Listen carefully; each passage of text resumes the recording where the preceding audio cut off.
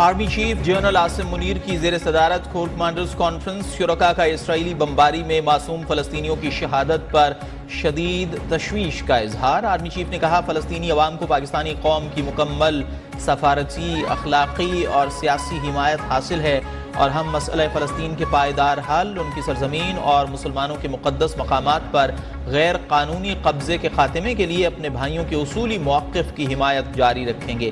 Conference میں دہشت گردی کی لعنت کے خلاف فورسز اور سیکیورٹی اداروں کی عظیم قربانیوں کو زبردست خراج تحسین پیش کیا گیا۔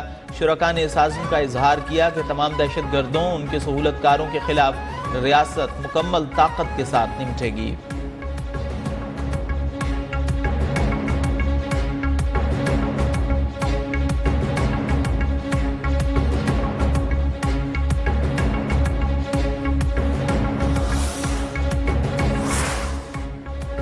نگراں وزیر اعظم انوار الحق کاکڑ کا دورہ چین، صدر شی جن پنگ کے عشائیے میں شرکت۔ چینی تھنک ٹینک سے خطاب میں کہا پاکستان اور چین کی لازوال دوستی ہر موقع پر ثابت قدم رہی، کسی کو بھی دیرینہ تعلقات متاثر کرنے کی اجازت نہیں دیں گے، تاجروں کو سرمایہ کاری کی دعوت۔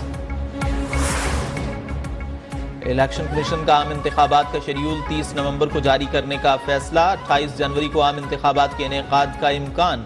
28 جنوری کی تجویز اتوار کی چھٹی کے باعث دی گئی، چھٹی کے روز زیادہ ٹرن آؤٹ متوقع۔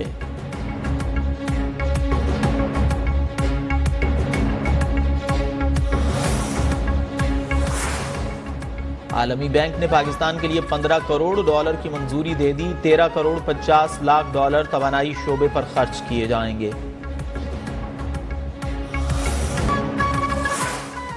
اثاثہ جات کیس میں رہنما نون لیگ اسحاق ڈار بری ہوں گے یا ریفرنس چلے گا؟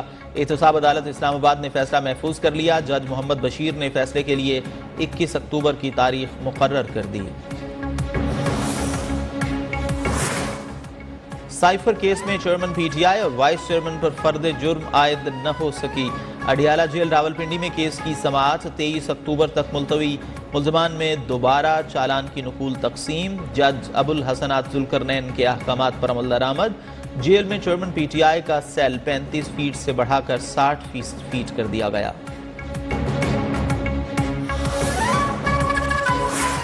نواز شریف کی وطن واپسی سے قبل سعودی عرب میں اہم ملاقاتیں، قائد نون لیگ کی اب تک سعودی حکام سے 2 ملاقاتیں ہو چکیں، حسین نواز، ناصر جنجوعہ کی بھی شرکت۔ نواز شریف کی 21 اکتوبر کو وطن واپسی سے قبل پارٹی ڈسپلن مزید سخت، پالیسی پر تنقید ناقابل قبول قرار، پارٹی اجلاس کے علاوہ میڈیا یا سوشل میڈیا پر تنقید کرنے والے رہنماؤں کے خلاف سخت کارروائی کا فیصلہ۔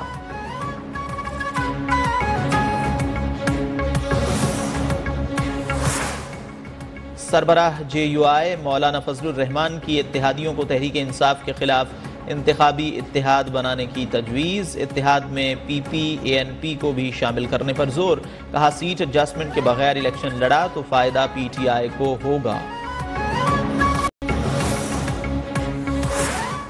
بالائی علاقوں میں سردی کی دھواں دار انٹری، سوات، کشمیر اور گلگت بلتستان میں برفباری، بابوسر ٹاپ، سکردو، نتھیا گلی، چترال اور دیر کے پہاڑوں پر سفیدی ہی سفیدی۔ لاہور سمیت پنجاب کے مختلف شہروں میں بارش، ناروال، شکرگڑھ، قصور، پسرور، سیالکوٹ، سرگودھا میں بادل برس پڑے۔ پنجاب، خیبر پختونخوا، بلوچستان میں مزید بارش اور پہاڑوں پر برفباری کا امکان۔